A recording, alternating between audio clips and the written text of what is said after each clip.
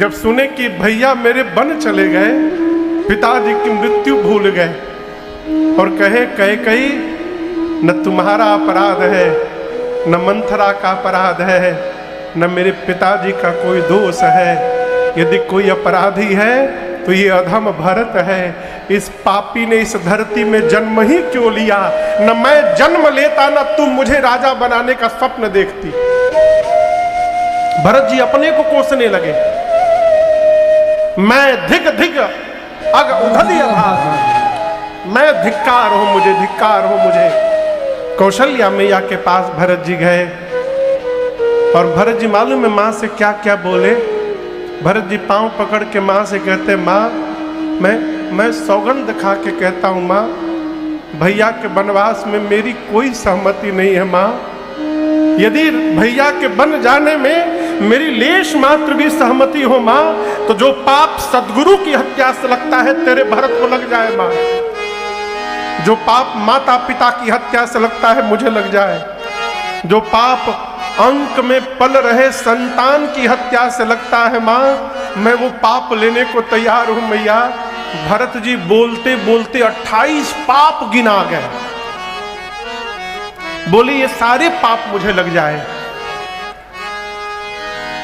कौशल्या मैया ने भरत जी को गोद में बिठाकर कहा, भरत, जिस सूर्य के आने के बाद अंधकार समाप्त हो जाता है, मैं कहती हूं किसी दिन संभव है कि अंधकार ही सूर्य को समाप्त कर डाले।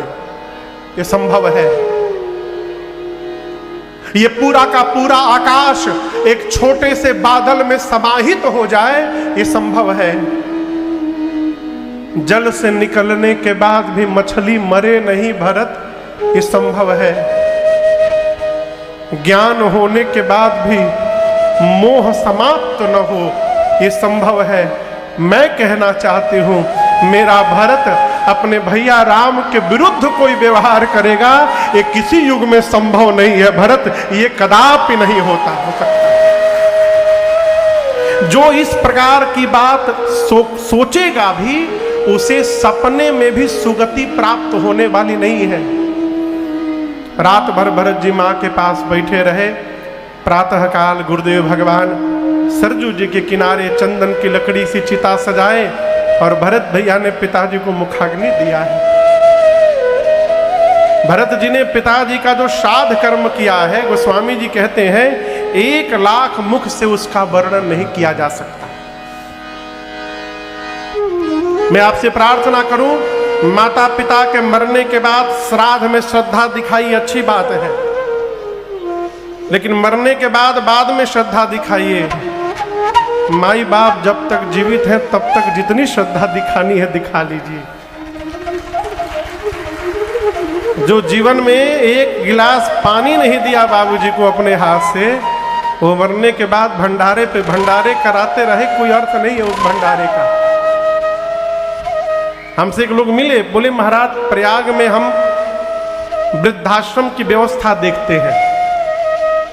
अब हम उनसे कहा बोले, हम उनसे कुछ बोले नहीं, लेकिन हम आपसे कहें ये भारतवर्ष का दुर्भाग्य है कि भारत में वृद्धाश्रम खोला जा रहा है।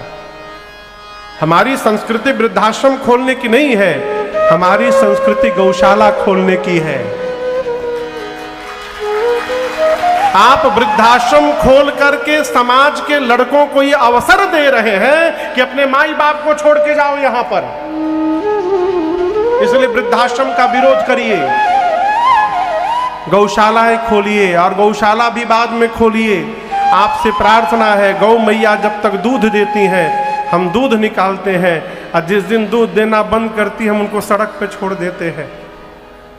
जिस गौ की रक्षा के लिए भगवान कृष्ण ने गोपाल का स्वरूप धारण किया, उन्हीं गौ मैया के साथ हम ऐसा व्यवहार करते हैं।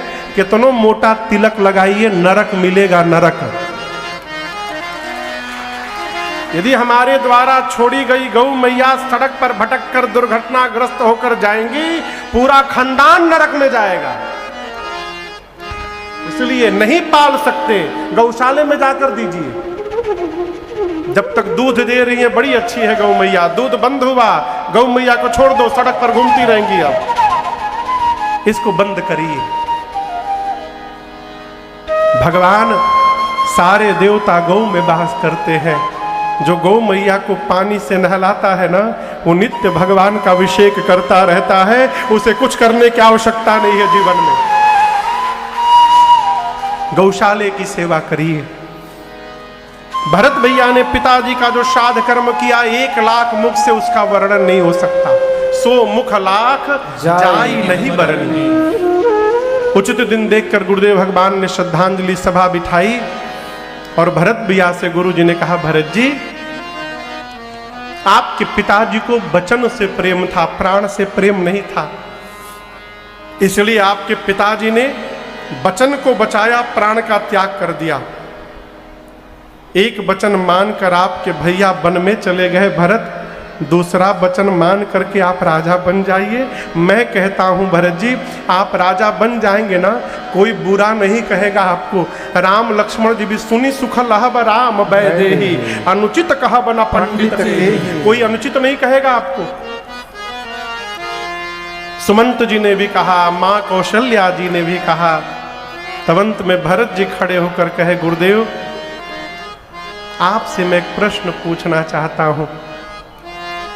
स्त्री के शरीर के अंग पर सबसे ऊपर जो आभूषण पहना जाता है उसका नाम है मांग टीका, सही बोल रहा हूं ना? और सबसे नीचे जो आभूषण पहनते उसका क्या नाम है? पांव की उंगली की बिछिया। ठीक, भरत जी कहते हैं कि शरीर के जितने आभूषण होते हैं कोई स्त्री धारण कर ले, लेकिन शरीर पर एक भी वस्त्र न पहने, गुरुदेव कैसा लगेगा? गुरु जी बोले, व्यर्थ लगेगा। अच्छा गुरुदेव, मन में वैराग्य नहीं है और ब्रह्म पर प्रवचन दे रहे हैं, बोले बिना वैराग्य के दिया गया ब्रह्म पर प्रवचन व्यर्थ है। भरत जी बोले, गुरुदेव यदि शरीर में रोग हो गया है और रोगी शरीर के लिए 56 प्रकार का भोग, गुरु जी बोले रोगी के लिए 56 प्रकार के व्यंजन व्यर्थ है। अच्छा शरीर, गुरुदेव यदि प्रेम नहीं है, हम जप तप व्रत पूजा कर रहे हैं, गुरु जी बोले बिना प्रेम का किया गया जप तप व्रत सब व्यर्थ है। अच्छा गुरुदेव, कितना भी सुंदर शरीर हो लेकिन उसमें प्राण नहीं है, बोले बिना प्राण के सुंदर शरीर व्यर्थ है। लेकिन भरत आप पूछ क्यों रहे हो? भरत जी बोले, गुरुदेव जिस प्रकार कपड़े के बिना शरीर का गहना व्यर्थ है, वैराग्य के बिना ब्रह्म की चर्चा व्यर्थ है, रोगी शरीर को नाना प्रकार का भोग व्यर्थ है, प्रीत के बिना किया गया जप तप व्रत व्यर्थ है, प्राण के बिना सुंदर शरीर व्यर्थ है। गुरुदेव उसी प्रकार अयोध्या में आप सभी लोग हैं, परंतु मेरे भैया राम के बिना भरत के लिए ये अयोध्या व्यर्थ है। गुरुदेव इसका कोई अर्थ नहीं है मेरी दृष्टि में।